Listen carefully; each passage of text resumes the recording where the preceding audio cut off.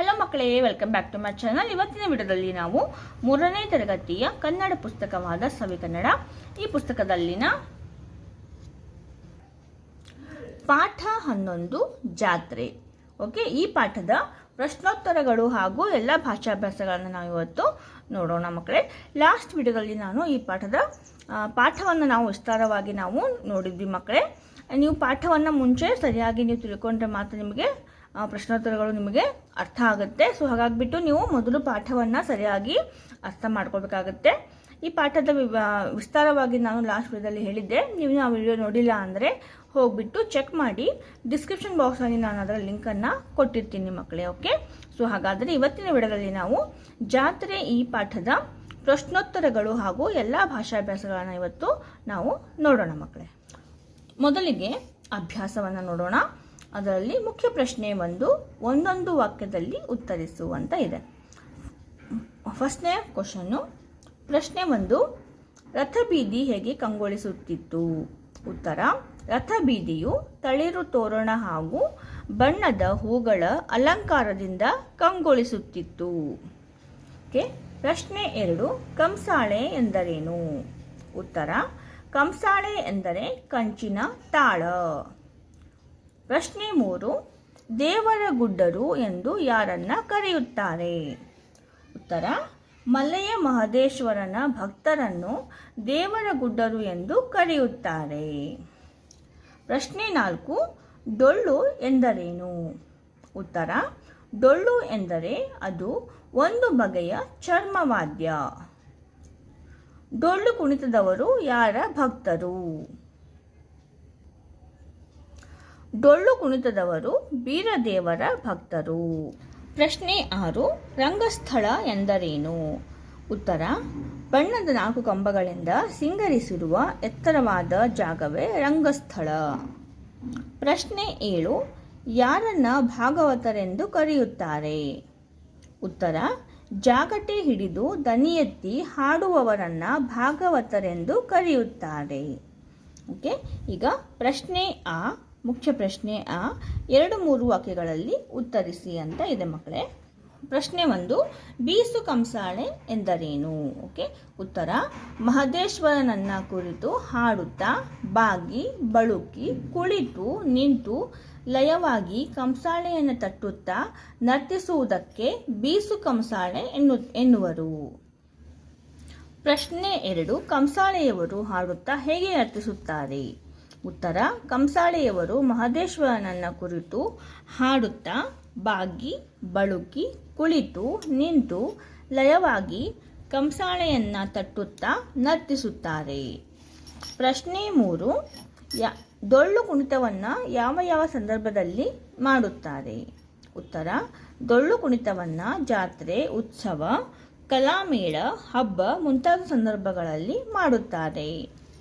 ಪ್ರಶ್ನೆ 4, ಯಕ್ಷಗಾನ ಬಯಲಾಟ ಎಂದರೇನು?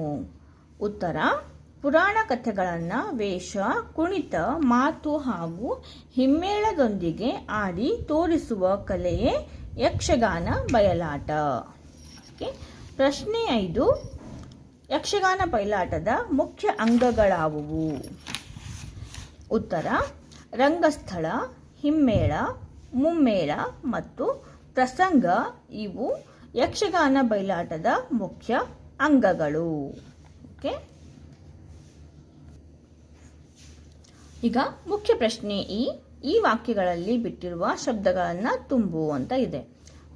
First one, Raju ಮತ್ತು ಕಮಲ ಡ್ಯಾಶ್ ಜೊತೆ ಜಾತ್ರೆಗೆ ಹೋದರು. ತಾತನ ಜೊತೆಗೆ. ಓಕೆ, ತಾತನ ಜೊತೆಗೆ ಜಾತ್ರೆಗೆ ಹೋದರು. ಸೆಕೆಂಡ್ ಒನ್, ಜಾತ್ರೆಯಲ್ಲಿ ನೋಡಿದಲ್ಲೆಲ್ಲ ಜನಸಾಗರವೇ ನೆರೆದಿತ್ತು. ಓಕೆ. ಥರ್ಡ್ ಒನ್, ಯಕ್ಷಗಾನ ಬಯಲಾಟದ ಅಂದಿನ ಪ್ರಸಂಗ ಶ್ರೀದೇವಿ ಮಹಾತ್ಮೆ. 4ನೇದು, ಜಾತ್ರೆಯಲ್ಲಿ ಭಕ್ತರು ರಥವನ್ನು ಎಳೆಯುತ್ತಿದ್ದರು. ಓಕೆ, ಸರಿಯಾದ ಬಿಟ್ಟ ಸ್ಥಳ ತುಂಬಬೇಕಾದದ್ದು ರಥವನ್ನು ಎಳೆಯುತ್ತಿದ್ದರು ಅಂತ ಬರಿಬೇಕು. ಮುಖ್ಯ ಪ್ರಶ್ನೆ ಹೊಂದಿಸಿ ಬರೆಯಿರಿ ಅಂತ ಇದೆ. ಓಕೆ. ಡೊಳ್ಳು ಅಂದರೆ ಇದು ಒಂದು ಚರ್ಮವಾದ್ಯ. ಓಕೆ, ಇದು ಚರ್ಮವಾದ್ಯ.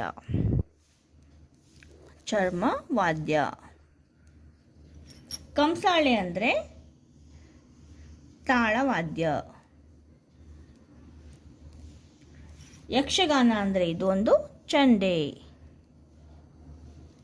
ಓಕೆ, ಇದು ಫಸ್ಟ್ ಒನ್, ಸೆಕೆಂಡ್ ಒನ್, ಇದು ಥರ್ಡ್ ಒನ್. ಓಕೆ ಮಕ್ಕಳೇ, ಮುಖ್ಯ ಪ್ರಶ್ನೆಯು ಈ ಮಾತುಗಳನ್ನು ಯಾರು ಯಾರಿಗೆ ಹೇಳಿದರು ಎಂದು ಬರೆಯಿರಿ ಅಂತ ಇದೆ.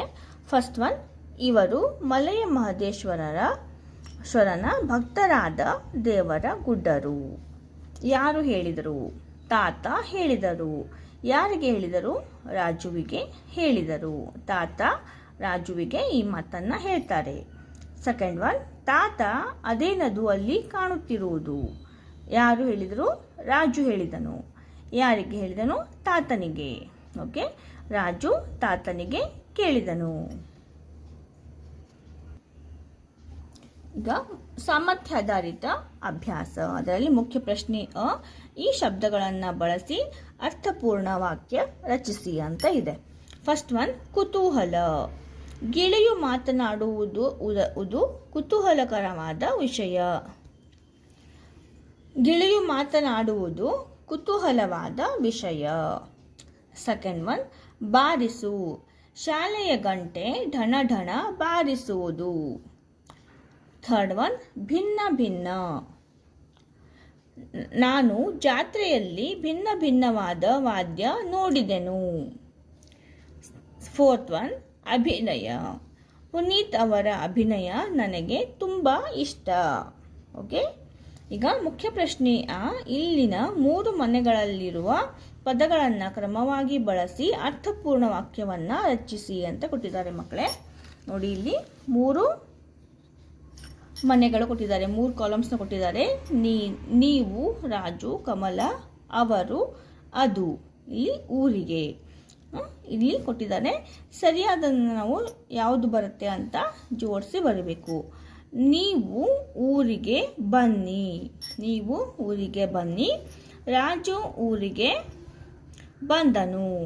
ಓಕೆ, ಕಮಲ ಊರಿಗೆ ಬಂದಳು. ಕಮಲ ಊರಿಗೆ ಬಂದಳು. ಅವರು ಊರಿಗೆ ಬಂದರು. ಅವರು ಊರಿಗೆ ಬಂದರು. ಅದು ಊರಿಗೆ ಬರುತ್ತದೆ. ಓಕೆ, ಅದು ಊರಿಗೆ ಬರುತ್ತದೆ. ಓಕೆ, ಈ ರೀತಿ ನೀವು ವಾಕ್ಯಗಳನ್ನು ರಚನೆಯನ್ನು ಮಾಡಬೇಕು ಮಕ್ಕಳೇ. ಈಗ ಭಾಷಾಭ್ಯಾಸ. ಇಲ್ಲಿ ಕೊಟ್ಟಿರುವ ವಿವರವು ನಡೆದು ಹೋಗಿರುವ ಘಟನೆಯಾಗಿದ್ದು ಅಡಿಗೆರೆ ಎಳೆದಿರುವ ಪದಗಳನ್ನು ಮಾತ್ರ ಬದಲಿಸಿ ಮುಂದೆ ನಡೆಯಲಿರುವ ಘಟನೆಯಂತೆ ಬದಲಿಸಿ ಬರೆಯಿರಿ. ರಾಜು ಓಟದ ಸ್ಪರ್ಧೆಯಲ್ಲಿ ಓಡಿದನು. ಸ್ಪರ್ಧೆಯಲ್ಲಿ ಗೆದ್ದನು. ಅವನಿಗೆ ಬಹುಮಾನ ನೀಡಿದರು. ಓಕೆ, ರಾಜು ಬಹುಮಾನ ಪಡೆದುಕೊಂಡನು. ಜನರು ಚಪ್ಪಾಳೆ ತಟ್ಟಿದರು. ರಾಜು ಸಂತೋಷದಿಂದ ನಕ್ಕನು. ಓಕೆ, ಅದೇ ರೀತಿ ನೋಡಿ, ಇಲ್ಲಿ ರಾಜು ಓಟದ ಸ್ಪರ್ಧೆಯಲ್ಲಿ ಓಡುವನು. ಓಕೆ, ಇನ್ನು ಮುಂದೆ ನಡೆಯಲಿರುವ ಅಂದರೆ ಭವಿಷ್ಯತ್ ಕಾಲ. ಓಕೆ, ಭವಿಷ್ಯದ ಕಾಲ ಅನ್ನೋದು ನಾವು ಇದನ್ನು ಕನ್ವರ್ಟ್ ಮಾಡಬೇಕು ಮಕ್ಕಳೇ. ಭವಿಷ್ಯತ್ ಕಾಲದಲ್ಲಿ ನಾವು ಇದನ್ನು ಕನ್ವರ್ಟ್ ಮಾಡಬೇಕು. ರಾಜು ಓಟದ ಸ್ಪರ್ಧೆಯಲ್ಲಿ ಓಡಿದನು ಅಂತ ಇದೆ, ಓಡುವನು ಅಂತ ಮಾಡಬೇಕು ನಾವಿಲ್ಲಿ. ಓಕೆ, ಓಡುವನು. ಸ್ಪರ್ಧೆಯಲ್ಲಿ ಗೆಲ್ಲುವನು. ಗೆದ್ದನು ಅಂತ ಇದೆ, ಇಲ್ಲಿ ಗೆಲ್ಲುವನು. ಅವನಿಗೆ ಬಹುಮಾನ ನೀಡುವರು. ನೀಡಿದರು ಅಂತ ಇದೆ, ನೀಡುವರು ಅಂತ ಮಾಡಬೇಕು. ರಾಜು ಬಹುಮಾನ ಪಡೆದುಕೊಳ್ಳುವನು. ಜನರು ಚಪ್ಪಾಳೆ ತಟ್ಟುವರು. ರಾಜು ಸಂತೋಷದಿಂದ ನಗುವನು. ಓಕೆ, ನಕ್ಕನು ಅಂತ ಇದೆ, ಈ ನಗುವನು ಅಂತ ನಾವು. ಓಕೆ, ಇಲ್ಲಿ ಅಡಿಗೆರೆ ಅಂದರೆ ನೋಡಿ ಲೈನ್ ಹಾಕಿದಾರಲ್ಲ, ಆ ಶಬ್ದವನ್ನು ಮಾತ್ರ ನಾವು ಭವಿಷ್ಯತ್ ಕಾಲ, ಇನ್ನು ಮುಂದೆ ನಡೆಯಬೇಕಾದದ್ದು. ಓಕೆ, ಅದರಲ್ಲಿ ನಾವು ಪರಿವರ್ತನೆ ಮಾಡಿ ಬರೀಬೇಕು ಹೇಳಿದ್ದಾರೆ. ಇಲ್ಲಿ ನಾನು ನಿಮಗೆ ಸಾಲ್ವ್ ಮಾಡಿಕೊಟ್ಟಿದ್ದೀನಿ ಮಕ್ಕಳೇ. ಐ ಹೋಪ್ ನಿಮಗೆ ಇದು ವಿಡಿಯೋ ಇಷ್ಟ ಆಗಿದೆ ಅಂತ ಅಂದ್ಕೊಳ್ತಾ ಇದ್ದೀನಿ. ಇಲ್ಲಿಗೆ ನಿಮ್ಮ ಜಾತ್ರೆ ಪಾಠದ ಎಲ್ಲ ಪ್ರಶ್ನೋತ್ತರಗಳು ಹಾಗೂ ಭಾಷಾಭ್ಯಾಸಗಳು ಮುಕ್ತಾಯವಾಗಿದೆ ಮಕ್ಕಳೇ. ಇಷ್ಟ ಆಗಿದ್ದರೆ ನಿಮಗೆ ಒಂದು ಲೈಕನ್ನು ಮಾಡಿ. ಇದೇ ರೀತಿಯ ನಿಮಗೆ ನೋಟ್ಸ್ ಬೇಕಾದಲ್ಲಿ ನಮ್ಮ ಚಾನಲನ್ನು ನೀವು ಲೈಕ್ ಮಾಡಿ, ಹಾಗೆ ಸಬ್ಸ್ಕ್ರೈಬ್ ಮಾಡ್ಕೋಬೇಕಾಗತ್ತೆ ಮಕ್ಕಳೇ. ಸಬ್ಸ್ಕ್ರೈಬ್ ಮಾಡ್ಕೊಳ್ಳೋದ್ರಿಂದ ನಿಮಗೆ ನಾನು ಯಾವುದೇ ಒಂದು ವಿಡಿಯೋವನ್ನು ಅಪ್ಲೋಡ್ ಮಾಡಿದಾಗ ನಿಮಗೆ ಆದಷ್ಟು ಬೇಗ ವಿಡಿಯೋ ನಿಮಗೆ ಸಿಗುತ್ತೆ, ಅಂದರೆ ನೋಟಿಫಿಕೇಷನ್ ಬರುತ್ತೆ ನಿಮಗೆ. ಆದಷ್ಟು ಬೇಗ ನೀವು ನಮ್ಮ ವಿಡಿಯೋಸ್ನ ನೋಡ್ಬೋದು. ಸೊ ಹಾಗಾದರೆ ಮತ್ತೆ ಸಿಗ್ತೀನಿ ಇನ್ನೊಂದು ಪಾಠದ ಪ್ರಶ್ನೋತ್ತರಗಳೊಂದಿಗೆ ಮಕ್ಕಳಿಗೆ. ಅಲ್ಲಿವರೆಗೂ ಟೇಕ್ ಕೇರ್, ಬಾಯ್ ಬಾಯ್.